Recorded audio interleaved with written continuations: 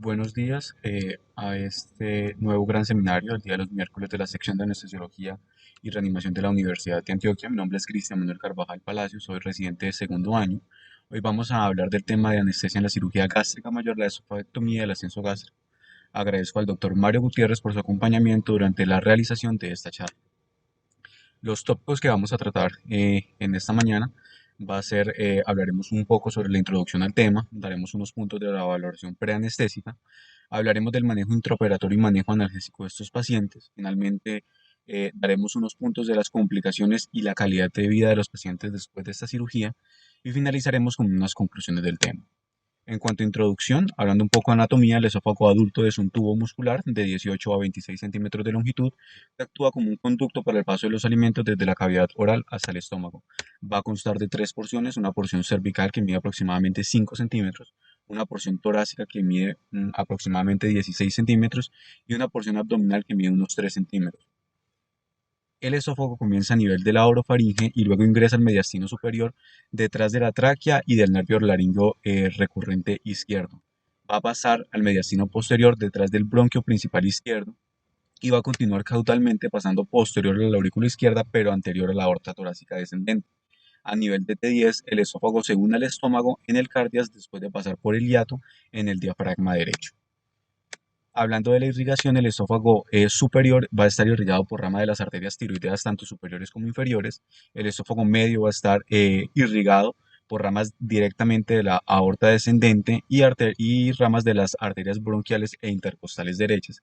Finalmente, la porción más distal del esófago va a estar irrigado por ramas de la arteria gástrica izquierda, frénica inferior izquierda y esplénica. En cuanto al drenaje venoso, la porción superior va a drenar directamente a las venas tiroideas inferiores. El segmento medio va a drenar a la vena ácidos y finalmente el segmento esofágico inferior va a drenar a las venas gástricas. En cuanto a la inervación, el esófago va a recibir inervación tanto simpática como parasimpática. De importancia decir que la entrada parasimpática va a afectar el peristaltismo a través del nervio vago. Y hablando un poco de la histología, estructuralmente el esófago se va a componer de cuatro capas: una mucosa, una submucosa, una muscularis propia y la adventicia. La muscularis propia es la que va a llevar a cabo la función motora del esófago. Y hay dos porciones que son importantes a nivel del esófago, que son el esfínter esofágico superior, que está en el origen proximal del esófago, en donde se une el constrictor faríngeo inferior con el músculo cricofaríngeo, y este va a contraerse en reposo, evitando la aspiración de aire durante la respiración normal. La otra porción importante es el esfínter esofágico inferior, que es un músculo liso circular que es asimétrico, va a medir aproximadamente entre 2 y 4 centímetros de longitud, y en reposo este se va a contraer, evitando la regurgitación del contenido gástrico. En cuanto a las patologías del esófago, tenemos tanto patologías benignas como patologías malignas. Las patologías benignas, por nombrar algunos, como la hernia hiatal, el reflujo gastroesofágico, la estenosis esofágica. Y como patologías malignas tenemos el carcinoma de células escamosas y el adenocarcinoma de esófago. En este recuadro rojo podemos ver las patologías que vamos a entablar un poco más de relación el día de hoy, dado que son las más comunes indicaciones para una esofagectomía. Específicamente, cuando vamos a la literatura, la mayoría de los estudios se han realizado sobre pacientes que son sometidos a cirugía secundario a un diagnóstico de cáncer, por lo que nos enfocaremos mucho en ese diagnóstico. En cuanto a la epidemiología del cáncer de esófago, vemos que la incidencia para el carcinoma de células escamosas es de 1,2 por cada 100.000 habitantes, una cifra un poco mayor para el adenocarcinoma esofágico con una incidencia de 2,8 por 100.000 habitantes. La relación hombre a mujer se destaca que es más frecuente en el sexo masculino en ambos tipos de cáncer. En cuanto a la ubicación, para el carcinoma de células escamosas es más común la ubicación en el esófago medio y para el adenocarcinoma en el esófago distal. Y como factores de riesgo de importancia tenemos para el carcinoma el tabaquismo y el consumo de alcohol, y finalmente para el adenocarcinoma el esófago de barro. Otros datos epidemiológicos, tomemos esta imagen tomada de Globocan 2020, en el que nos muestra la incidencia de cáncer esofágico a nivel mundial. Como podemos ver, los países que mayor incidencia presentan son los países asiáticos y esta región específica del sur de África. Colombia se ubica en un punto intermedio con una incidencia mucho más baja que estos países. Hablando de datos exactos, a nivel mundial para este año 2020 se diagnosticaron cerca de 19 millones de nuevos pacientes con cánceres, de los cuales el 3,1 correspondió a cáncer esofágico, siendo el noveno cáncer más, con más incidencia para este año. Datos específicamente hablando de Colombia, el cáncer esofágico a nivel de Colombia es el número 25 en incidencia, con una incidencia de 1,3 por cada 100.000 habitantes. Específicamente en el año 2020 se diagnosticaron 867 nuevos casos de cáncer esofágico. Hablando un poco y dando unos datos sobre el abordaje quirúrgico, vemos que dependiendo de la localización del cáncer, los pacientes pueden requerir un abordaje cervical para aquellos que el cáncer esofágico se ubique en la región más proximal.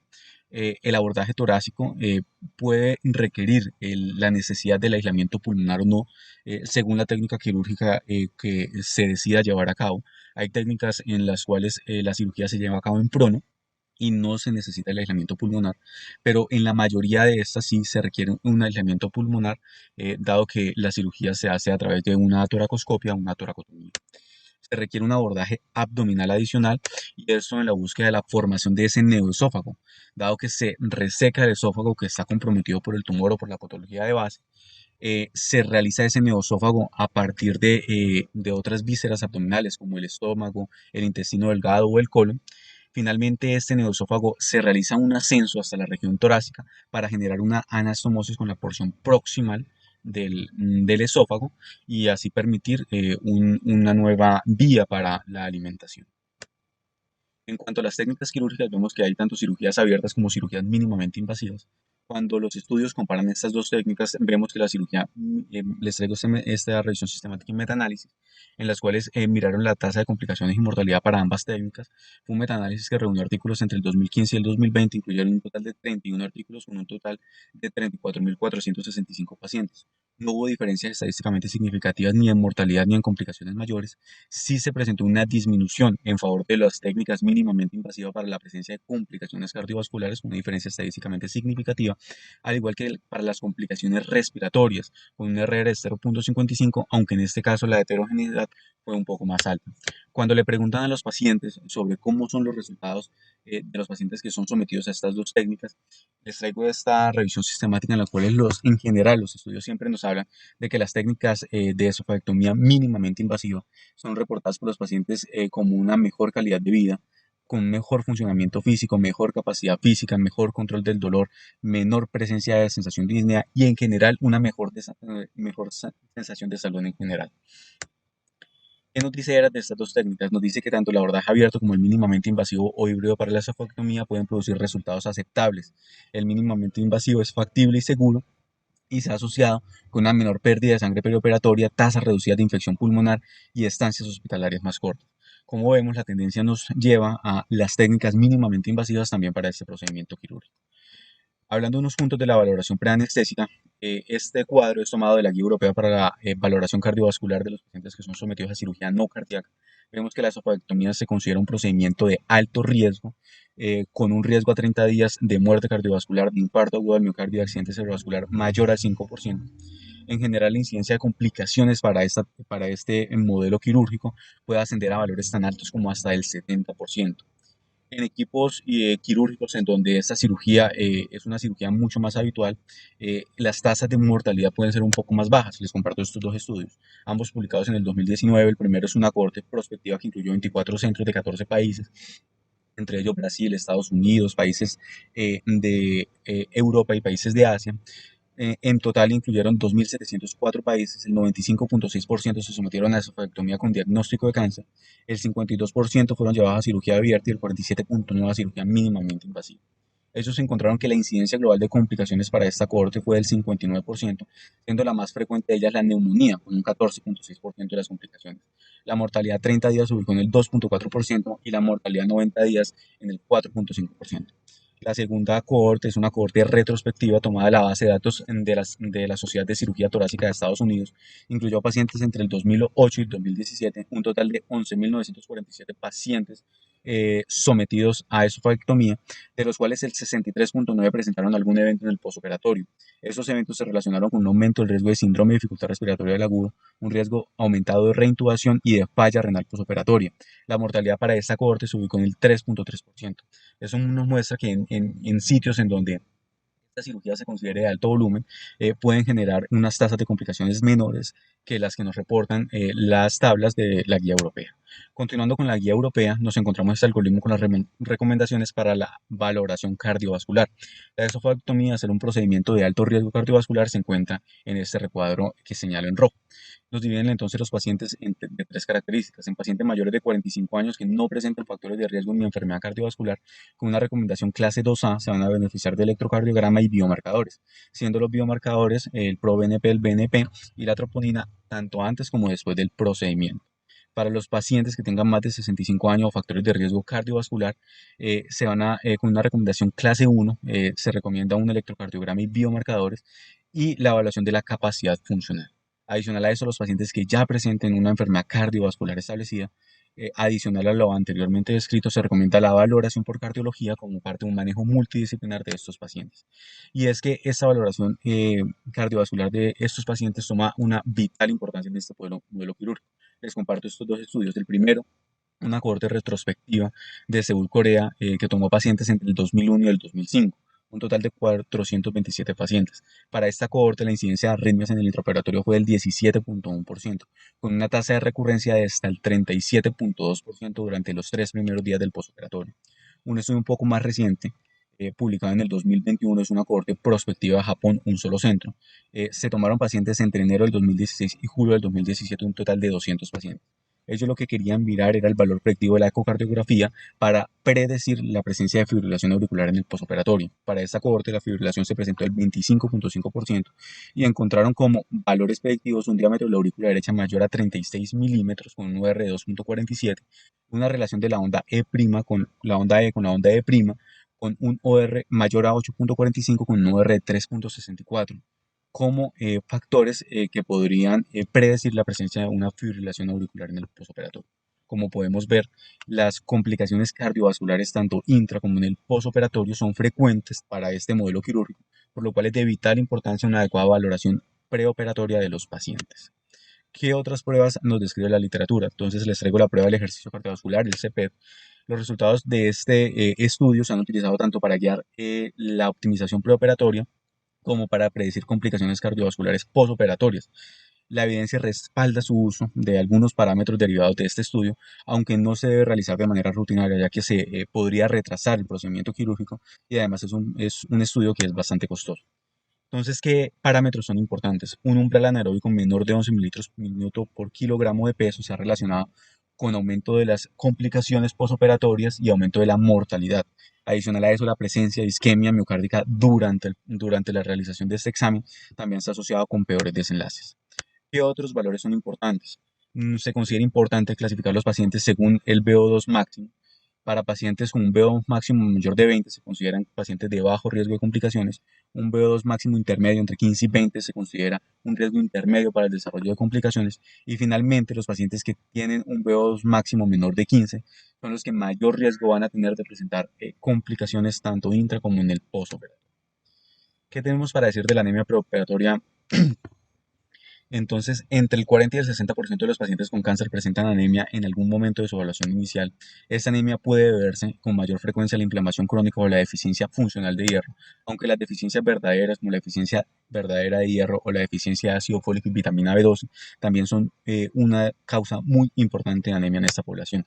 Finalmente, el desarrollo de la anemia en estos pacientes presenta un desarrollo lento. El compromiso funcional se presenta antes, inclusive que la hemoglobina caiga por debajo de valores normales, y esto va a dificultar el tratamiento temprano y agresivo de la anemia. Y ahí es donde toma vital importancia los programas de PBM, dado que la presencia de anemia preoperatoria se ha asociado con peores desenlaces en este modelo quirúrgico. Y les comparto algunos estudios. El primero, una revisión sistemática y metaanálisis publicada en el año 2018, incluyó un total de 20 estudios. Ellos querían ver la relación entre la presencia de transfusión perioperatoria y la supervivencia a largo plazo de los pacientes.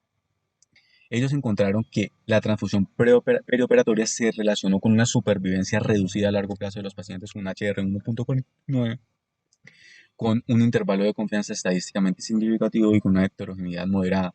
Asimismo, pudieron también realizar en este metaanálisis la siguiente descripción importante, y es que la transfusión de más de 2 unidades se relacionó con peores desenlaces para los pacientes, un HR de 1.59 con un intervalo de confianza estadísticamente significativo, aunque en este caso la heterogeneidad fue un poco mayor. Un estudio más reciente es una cohorte retrospectiva que incluyó 348 pacientes tomados entre el 2005 y el 2016 del Hospital de la Universidad de Wisconsin en Estados Unidos.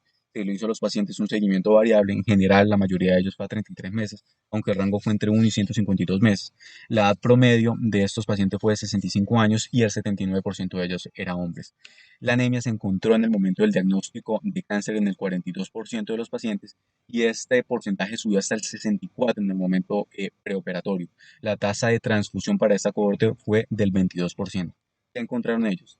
Que la transfusión perioperatoria se relacionó con una disminución de la supervivencia libre de progresión de enfermedad y adicional a eso la presencia de anemia en el momento de la cirugía se relacionó también con una disminución de la supervivencia libre de progresión y con un aumento del riesgo de muerte, con unos intervalos de confianza estadísticamente significativos.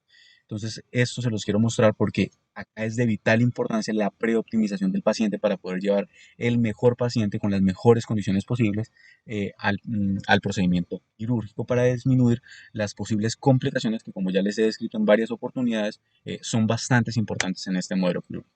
¿Qué otros predictores de complicaciones tenemos para el posoperatorio? La presencia de una mala función cardiovascular, como con la presencia de tabaquismo, una capacidad vital reducida, la presión arterial de oxígeno baja, los pacientes con edad o etapas del tumor avanzado, patologías como la diabetes, disfunción cardíaca y disfunción hepática se han relacionado con la presencia de complicaciones en el postoperatorio. Y también importante, ¿qué pasa con las complicaciones pulmonares? Cuando vemos la escala de ARISCAT, vemos que la mayoría de los pacientes, dadas las características de ellos, que son pacientes que en general van a ser mayores de 50 años, que van a presentar anemia preoperatoria, porque es muy frecuente en esa población. Adicional a eso, las características de la incisión quirúrgica y la duración de la cirugía van a hacer que para este modelo quirúrgico la mayoría de los pacientes se consideren con un alto riesgo de complicaciones postoperatorias. ¿Qué nos dice era de manera adicional? Que los pacientes deben someterse a una evaluación de intervención nutricional preoperatoria y es que el cáncer de esófago tiene la pérdida de peso media más alta al momento del diagnóstico de todos los cánceres y adicional la tasa de desnutrición para esta población llega a valores tan altos como hasta el 80%. Los pacientes deben catalogarse según el riesgo bajo los pacientes que tienen una ingesta normal con una pérdida de peso mínimo. A esto se les va a dar un asesoramiento nutricional. Pacientes con un riesgo moderado que presenten anorexia o disfagia, una pérdida de peso entre el 5 y el 9%, se les va a recomendar suplementos proteicos y finalmente los pacientes con alto riesgo presentan una disfagia grave, pérdida de peso mayor al 10% o índice de masa corporal menor de 18, se recomienda la presencia de nutrición enteral dado que estos pacientes se han relacionado con una mayor morbimortalidad. Ese es el nivel de evidencia y el grado de recomendación. Adicional a eso, los programas de rehabilitación, no hay estudios propios en este modelo quirúrgico, se extrapolan de modelos de cáncer de colon, pero en general, a pesar de que no hay, de que no hay un nivel de evidencia muy bueno, el grado de recomendación es fuerte, dado que se debe realizar prehabilitación en los pacientes en los que se puede. ¿Qué más nos dice? Se recomienda el asesoramiento preoperatorio dado que reduce la presencia de ansiedad en los pacientes. Dejar de fumar y consumir alcohol al menos 4 semanas antes del procedimiento quirúrgico está relacionado con una disminución de las complicaciones de la herida quirúrgica y aún más importante, de complicaciones a nivel pulmonar. Y finalmente, la presencia del ayuno preoperatorio se recomienda 6 horas para sólidos y 2 horas para líquidos, pero esto es una decisión que debe individualizarse, dado que los pacientes van a presentar disfagia severa y pueden tener presencia de restos alimentarios a nivel del esófago, lo que aumenta el riesgo de complicaciones como la broncoaspiración en el momento de la inducción. En cuanto al manejo intraoperatorio, hay unos riesgos y puntos que debemos determinar. El primero es minimizar el riesgo de aspiración pulmonar que les venía comentando. Por eso se recomienda en los pacientes que presenten disfagia severa la secuencia rápida de intubación o inclusive en pacientes seleccionados la intubación despierta. Adicional a eso, los pacientes deben tener una evaluación de la anatomía y fisiología de la vía aérea. Se debe descartar un compromiso tumoral secundario por contigüidad del esófago hacia la vía aérea. Se debe hablar con el equipo quirúrgico para determinar el requerimiento de aislamiento pulmonar y eso va a requerir un diálogo estrecho con todo el equipo. Y también se debe preguntar sobre las patologías de base que tiene este paciente y determinar qué posibles complicaciones pueda tener en el posoperatorio y la tolerancia que pueda tener a la presencia del aislamiento pulmonar. Finalmente, ¿qué nos dicen de ventilación mecánica? ERAS nos dice que la ventilación mecánica como esta cirugía tiene una fase abdominal, una fase cervical y una fase torácica, entonces la fase de ventilación bipulmonar se recomiendan volúmenes corrientes bajos de 6 a 8 mililitros por kilogramo, con el uso de PIP de rutina mayor de 2, entre 2 y 5, y las maniobras de reclutamiento no se han definido completamente. En los momentos de ventilación unipulmonar se recomienda evitar la hiperoxia, se recomienda una FiO2 más baja para tener saturación mayor al 92%, se puede permitir una hipercapnia leve hasta valores de máximo 60, un volumen corriente bajo de 4 mililitros por kilogramo con el uso de PIP en el pulmón ventilado. ¿Y por qué es tan importante esta tendencia a la ventilación protectora? Esto sale de un estudio publicado en el año 2006, fue un RCT que incluyó 52 pacientes, de los cuales 26 fueron sometidos a ventilación protectora, que era determinada por un volumen corriente durante ventilación bipulmonar de 9 mililitros por kilogramo, que se disminuía a 5 mililitros por kilogramo durante la ventilación unipulmonar, con el uso de PIP de 5 centímetros de agua durante todo el tiempo operatorio, frente a la ventilación convencional, que era durante todo momento, tanto bipulmonar como unipulmonar, un volumen corriente de 9 mililitros por kilogramo sin el uso de PIP. ¿Qué encontraron ellos? Ellos midieron la respuesta inflamatoria de los pacientes, específicamente la interleuquina 1 beta, la interleuquina 6 y la interleuquina 8. Y como podemos ver, hay una disminución importante en favor del grupo que utilizó ventilación protectora. Y aún más importante, este valor más bajo en los pacientes de ventilación protectora persistió con el tiempo hasta las 18 horas en el postoperatorio. Y como les venía diciendo, dada la alta tasa de complicaciones a nivel pulmonar que presentan estos pacientes, se recomienda la ventilación protectora porque se ha asociado con una menor inflamación a nivel sistémico. ¿Qué recomendaciones tenemos sobre el monitoreo? Se recomienda una monitoría ASA básica con la medición del nivel del ST.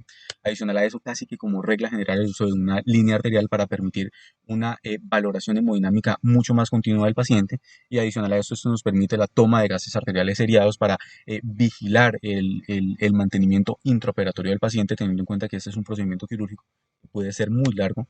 El acceso venoso central, se recomienda la individualización, utilizarlos en pacientes muy seleccionados, no es una recomendación universal. Sí se recomienda el cateterismo vesical y la vigilancia del gasto urinario, la monitorización de la temperatura para evitar la hipotermia, y finalmente en los pacientes en los que se va a extubar al final del procedimiento, se recomienda la monitorización de la relajación muscular para prevenir cualquier complicación pulmonar adicional para estos pacientes. En cuanto al manejo de líquido, tenemos dos tendencias: el manejo liberal y restrictivo. El manejo liberal se ha asociado con la presencia de edema pulmonar, síndrome de dificultad respiratoria del adulto, edema tisular e insuficiencia cardíaca congestiva. El manejo restrictivo se ha asociado con una disminución de la perfusión coronaria y renal, con la presencia de lesión renal aguda y una disminución de la perfusión de la anastomosis. Esto es muy importante y también porque este grupo de manejo de líquidos restrictivos tiene un aumento del requerimiento de vasopresores. Tanto esta disminución de la perfusión de la anastomosis como el aumento de requerimiento de vasopresores se han considerado como factores de riesgo para presentar fugas anastomóticas. ¿Qué nos dice la evidencia? Se recomienda una terapia con líquidos equilibradas, desaconsejando un aumento de peso de más de 2 kilogramos al día.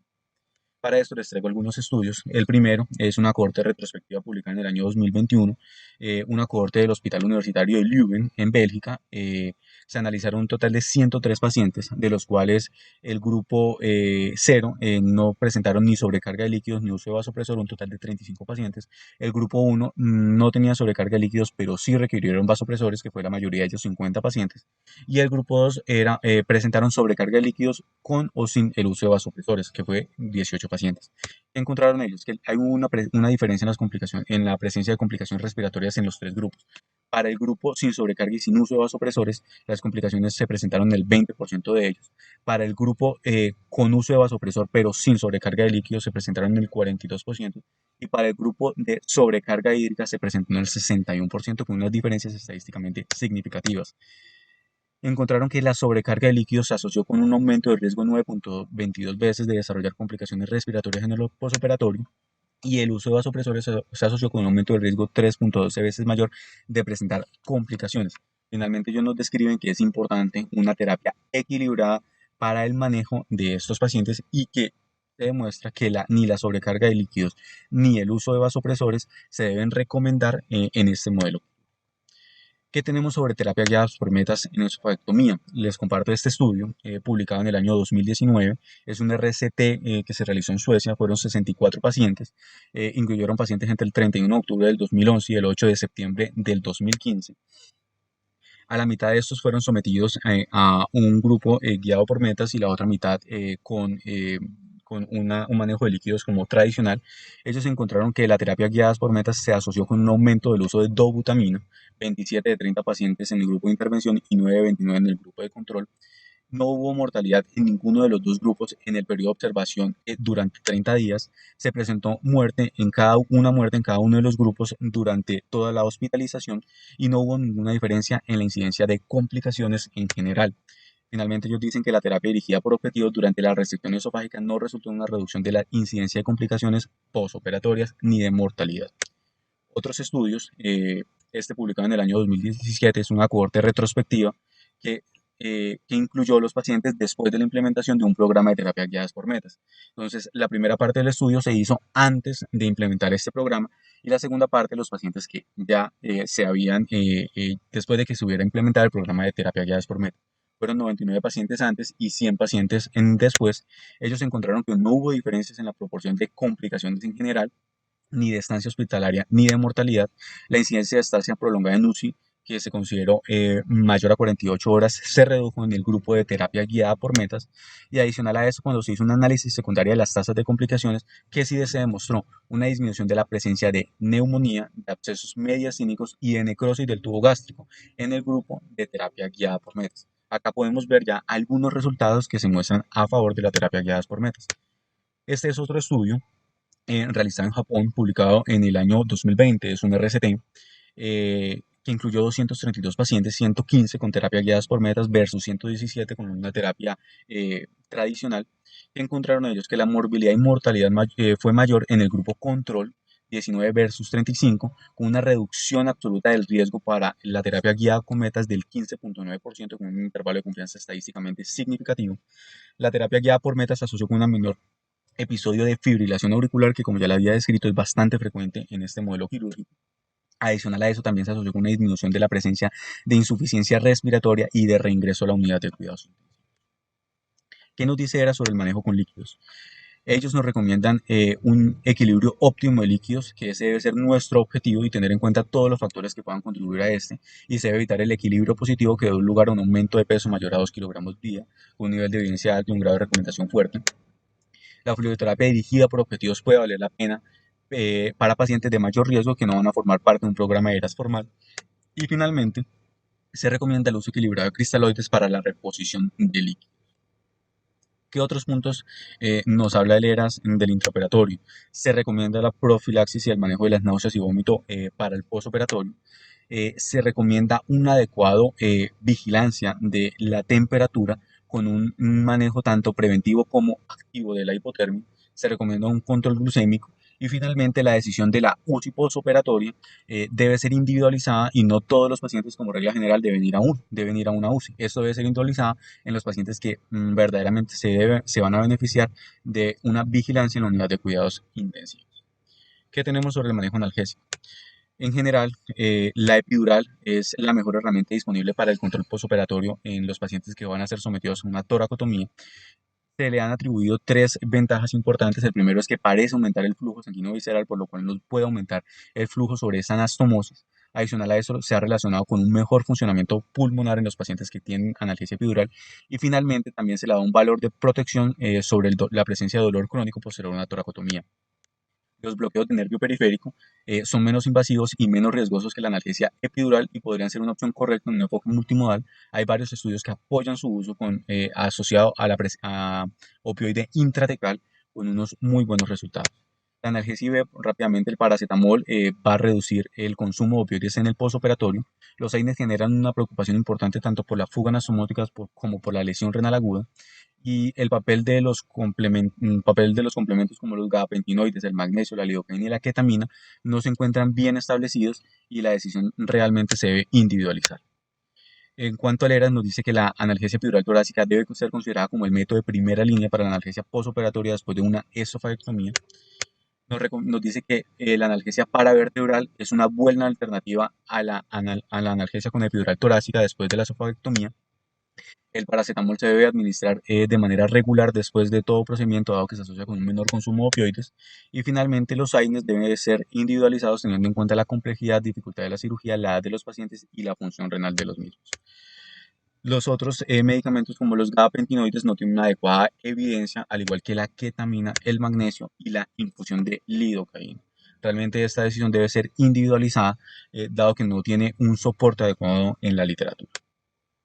¿Qué otros estudios les quiero compartir sobre manejo analgésico? El primero es una revisión sistemática, un metaanálisis publicado en el año 2018.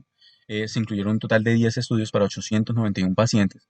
De estos 10 estudios, 8 eran de cirugía abierta y 2 de cirugía mínimamente invasiva.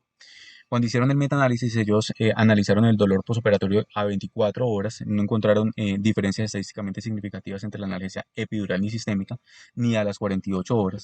Adicional a eso, la presencia de complicaciones pulmonares entre analgesia sistémica y epidural, no hubo diferencias ni entre analgesia sistémica y regional.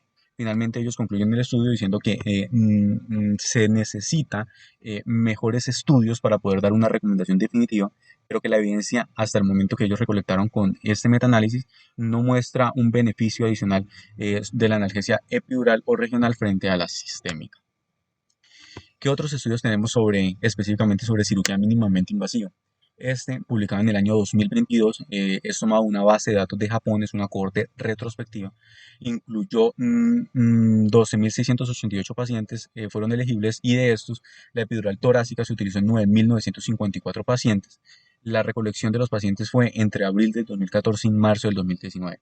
Para esta cohorte, la mortalidad hospitalaria fue del 1.8%, las complicaciones respiratorias del 16.9% y la fuga de anastomosis del 12.3%.